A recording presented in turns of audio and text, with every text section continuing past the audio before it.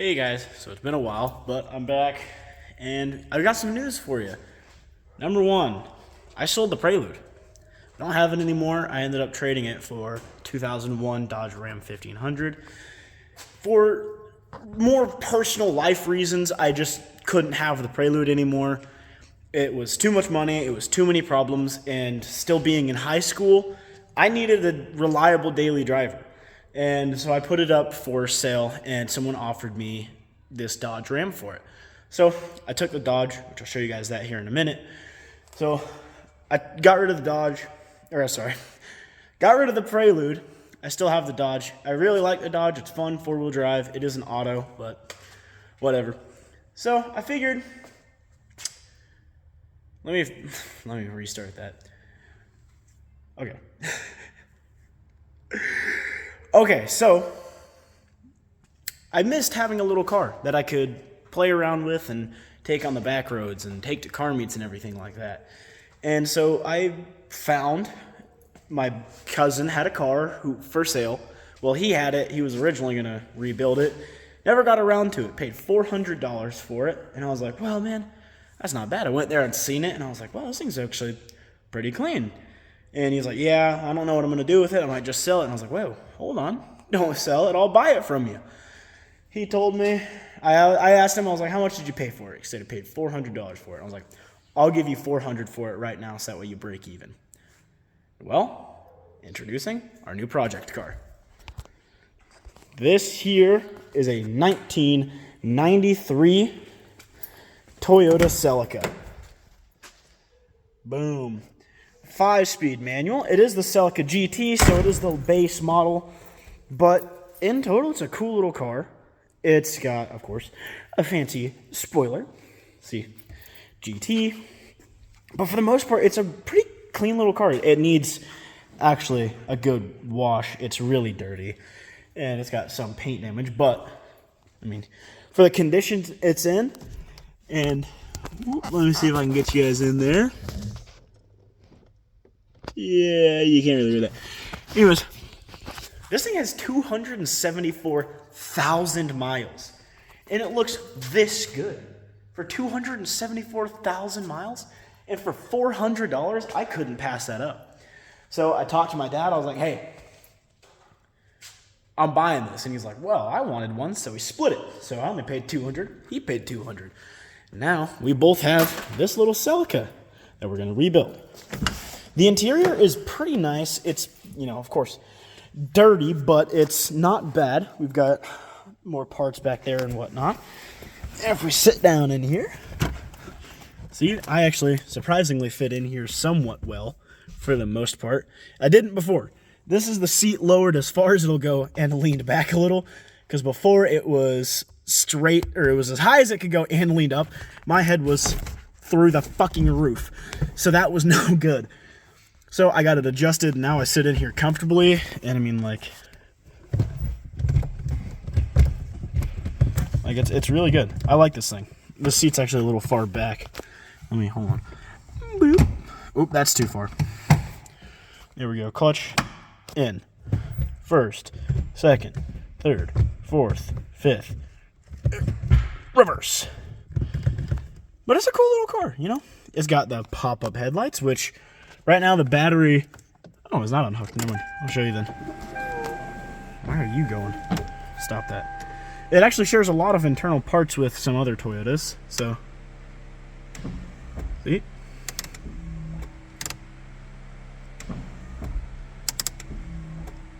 They work really well. But what I was going to say is it shares a lot of internal parts in here with other Toyota cars.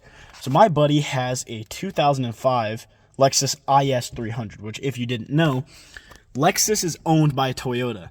Lexus is basically America's luxury Toyota. Because if you look at it like this, the Lexus IS 300 in Japan is a Toyota Altezza. But other than that, it's the exact same car. So, yeah, Lexus is literally just a luxury Toyota. Well, that being that, I didn't even realize that yet. Anyways, it shares a lot of parts with other Lexuses and Toyotas. The cruise control I never seen this before. Down is to set, and you push down to coast. Up is to that, and then excel, and then on and off, which it does actually work. The light pops on there. The windshield wiper selector is the exact same. Button here for the fluid, and then you've got your headlight switch, which is the exact same as the Toyota Altezza and IS300. Same with this. This is the exact same as the IS300. I got down in my buddy's car the other day, and I noticed that, and I was like, hey, that's the exact same one that's in my Celica. Let's look. What else we got in here? We got this. This is our cup holders. It's a little button. You got to lift this up because it's broken. Boop. Boom. Cup holders. That's not... Something's... I don't know. Anyways, but yeah, it's not that bad. I was going to put my old shifter knob from the Prelude in here, which is a Skunk 2 Racing. You can't really read that. But it's a Skunk 2 Racing shifter knob. Sadly, it doesn't fit. The thread pitch on this thing is massive. It is way bigger than I expected. Oh, let's get out of here real quick. So this thing is almost completely bone stock. There's nothing done to it. Besides, they painted all this stuff with the spray-on tint, which I'm still annoyed that they did. Because new OEM markers are about $125 to $150. These are pretty hard to find. If you can, they're about $83. Headlights are factory. These are pretty easy because they use the same headlights that's on like any square thing. I'm pretty sure they use the same headlights as my buddy's pickup out here, which I don't think I've showed on the channel before. I'll show you this real quick. This thing. This is my buddy's turboed Nissan hardbody. Pretty clean. But yeah, I'm pretty sure it uses the same headlights as in this. It uses the same headlights. A lot of old pickups and stuff like that do. Square bodies. My brother's old Chevy S10 was an 84. Had that same style of headlights. My dogs are going crazy. Anyways. So yeah, this thing is almost completely bone stock. And if you guys have been paying attention, you'll notice where to hit it. Right there.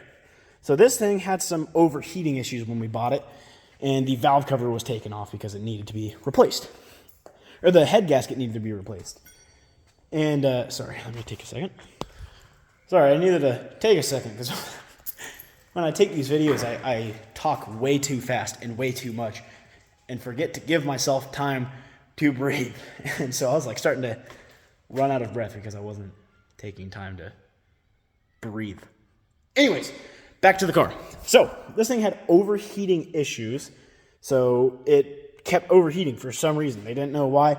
So my cousin who had the car before us replaced the thermostat and a bunch of other stuff. So he replaced all that. Still kept overheating. Couldn't figure out why. So he parked it and he had to pull the head off because he found out that there was exhaust getting in the radiator. And so pulled that off. Here, I'm going to take this so the battery doesn't die. Which, yeah, you can touch the negative even while putting it on. It doesn't shock you. You'll be fine with that, I'm just saying. Anyways, so it kept overheating. And he found exhaust in this with some, like, tester thing I've never seen. And found out, blown head gasket. Okay. So me and my dad got the head off yesterday. And we found out that these coolant passages were almost completely clogged and closed. Like you can still see it with these right there. I mean, look, these are coolant passages, and look at how focus going.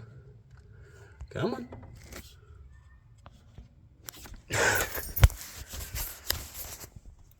Doesn't want to focus. Anyways, so these are coolant passages, and they're completely clogged.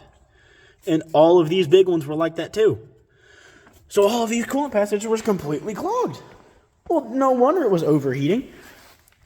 It can't even get coolant to the head. It can't get coolant anywhere. So that's why it was overheating. And so, yeah, we figured that out. And, I mean, look at these valves. One of these was clearly getting really hot, and it just doesn't. The valves don't look very good either.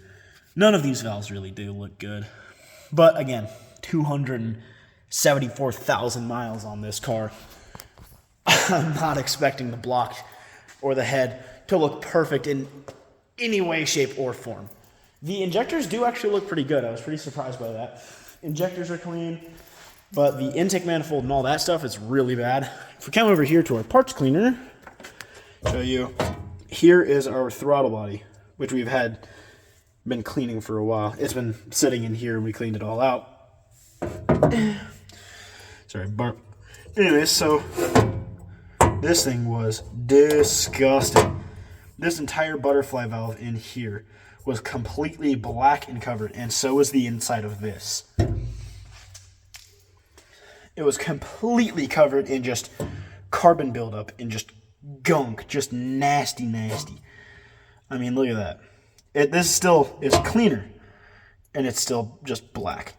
So all of this stuff is just, I mean, pretty much that stuff was all over the entire thing. It's really gross. And so we got that in there. We're cleaning that. What I'm going to do right now is take this here intake manifold off, because if you look in there, you got the same issues with it just being really gross and dirty. So we're going to start off by taking off all of this stuff and getting the intake manifold over to the cleaning station and getting it cleaned. Yeah, another thing with this is it didn't come with the factory intake manifold. Yes it did. It came with the factory intake manifold. Didn't come with a factory intake, though, and it came with this. I'm going to sneeze. Never mind. Anyways, it came with this garbage, poorly homemade intake manifold. God, why do I keep calling it an intake piping, intake thing. So yeah, I mean, look at that cutting, dude. That's horrendous. It's so bad. And all of that glue and stuff like that was from it getting so hot. That is heat tape, by the way. And it melted. How hot was this engine getting for it to melt heat tape? I mean, albeit heat tape from the 90s, but still, it's heat tape. How? And then it had some thing on there.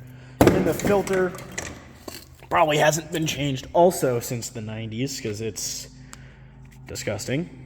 So, new filter, new intake, new head.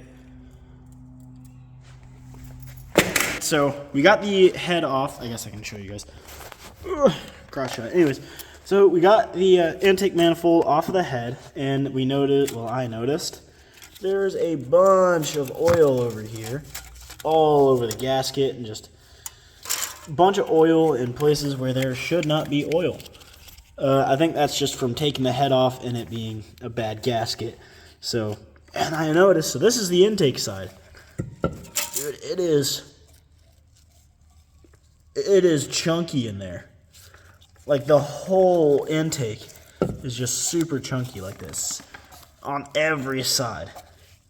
It's just got this black sludge, which I believe it should be just carbon buildup, but still on the intake that side, that's disgusting.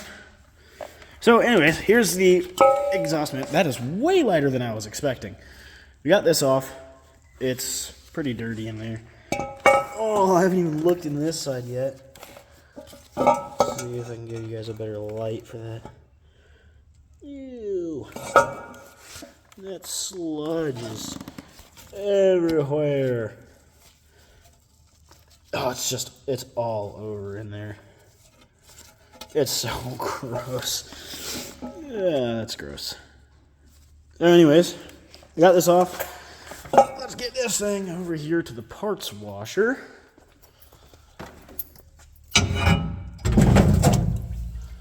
Throw that in there. So the stuff we're using in this this washer right now is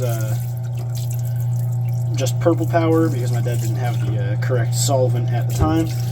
So we just figured, you know what, purple power works good enough. So let's get this thing washed up.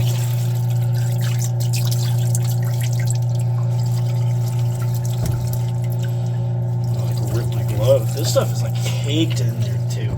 We're reusing this intake manifold, so I want to get this thing as clean as humanly possible, because I don't want to have a disgusting intake manifold.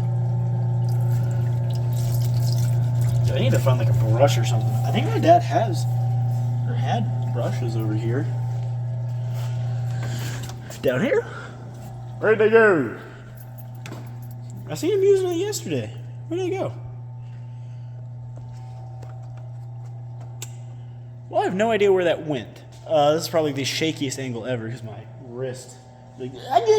So, yeah, I don't know where those brushes went. Oh. Would you look at that? There we go.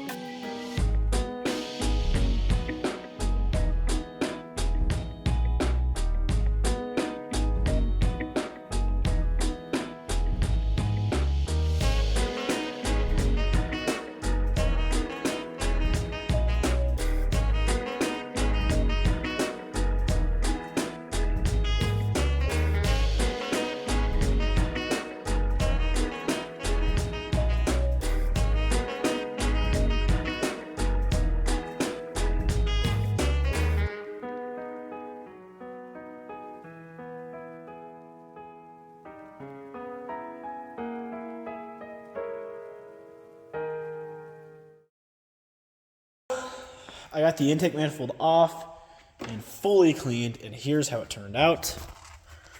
Boom.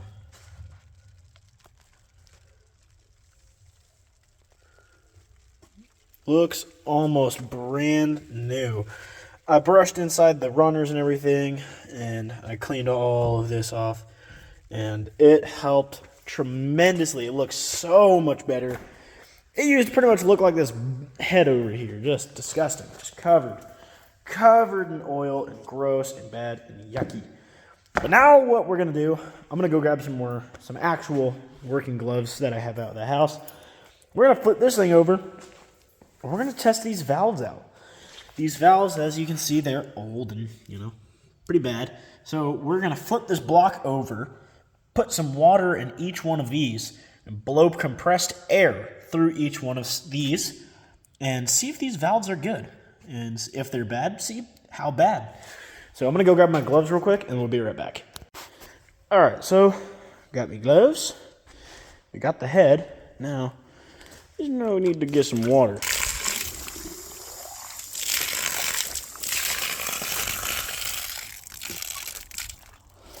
There we go.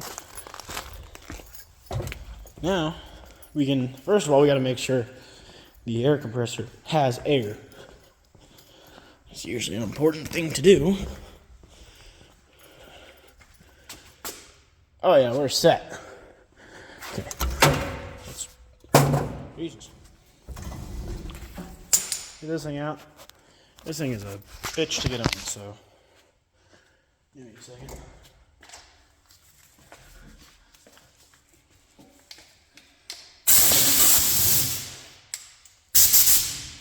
There we go. Right now. Okay, so we know we got air. Example. Air. Now, let's put some water on these valves.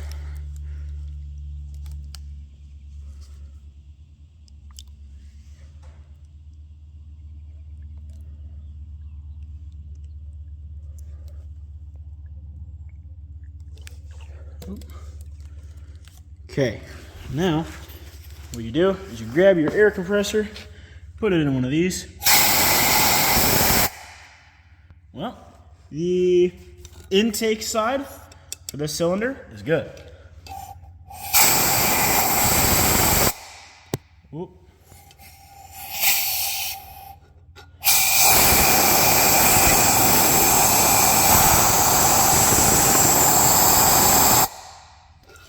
There, we got a tiny leak right there. Put it back in here.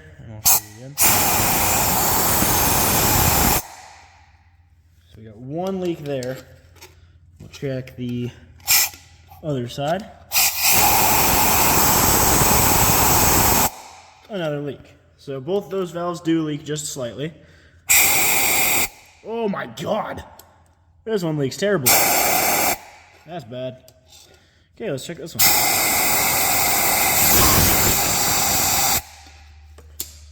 Yep, both of those leak really bad. Just make sure it's pushed as far down as humanly possible. Okay, we'll try this again. See, does it still have this crazy leak? Yep, still has a crazy leak.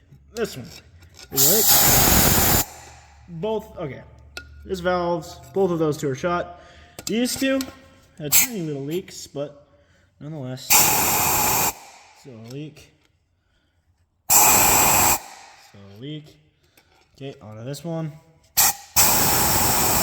Yep, leaks. Yep, leaks. Leaks really bad. Leaks really bad. Okay, so none of these valves are good. Let us transfer on over. Set y'all down. Remove this real quick.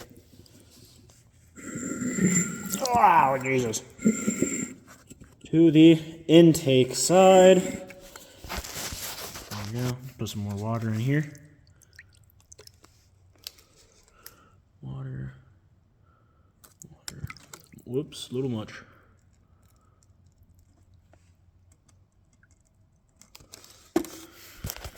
Okay, intake valve, or these are exhaust valves, sorry. Exhaust valves. Yeah, not good. Well, that valve's good. That one's good. The other one is not.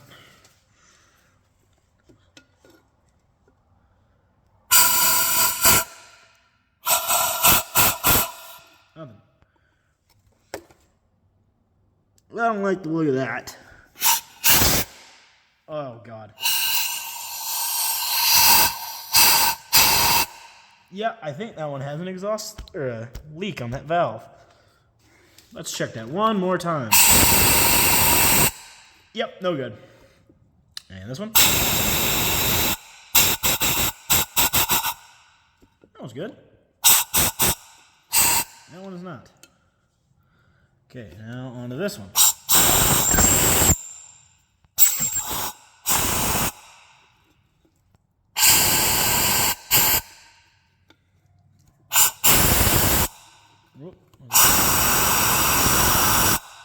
Very small leak on that one.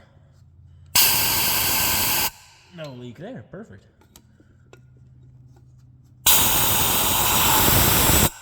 Nothing. Nothing. Oh. I don't know if you can see that. There's bubbles.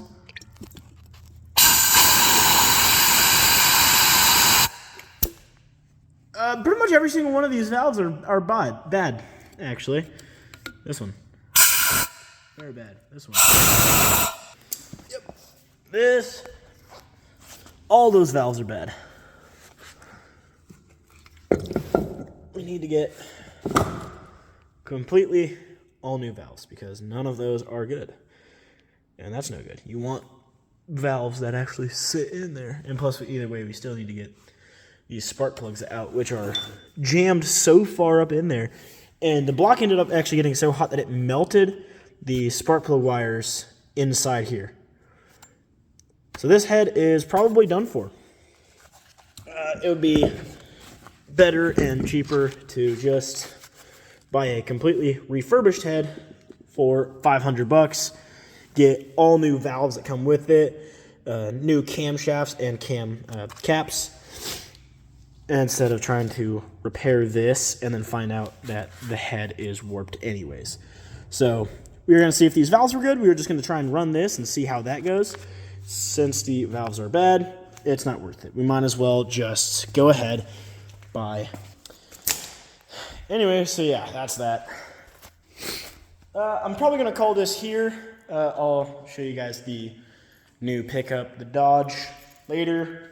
Probably do a little bit at the end of this to show you what it is and what I got. But for now, that's the end of part 1 of a many-part series for this Celica, to get this happy little car back on the road and driving. And I can't wait. I'm super excited. I miss having a tiny little Japanese car, and this one's perfect. Oh yeah, forgot to share one thing. I also need a new trunk because this is actually ripped completely off. It's not like unbolted, no, it ripped, so I need to get a new trunk. Okay, anyways, again, sorry, that's it for this one. I gotta clean everything up now. It's starting to get later in the day. It's like almost 7, and I gotta go inside. So, thank you everyone for watching. I hope you have a wonderful day and a wonderful week. I'll be off in Hawaii for a week, so there will not be anything posted soon or for a while. So this will be it for a little bit. I'll probably try and get this up day of recording, day after. We'll see. Anyways, I'll see you guys later. Bye.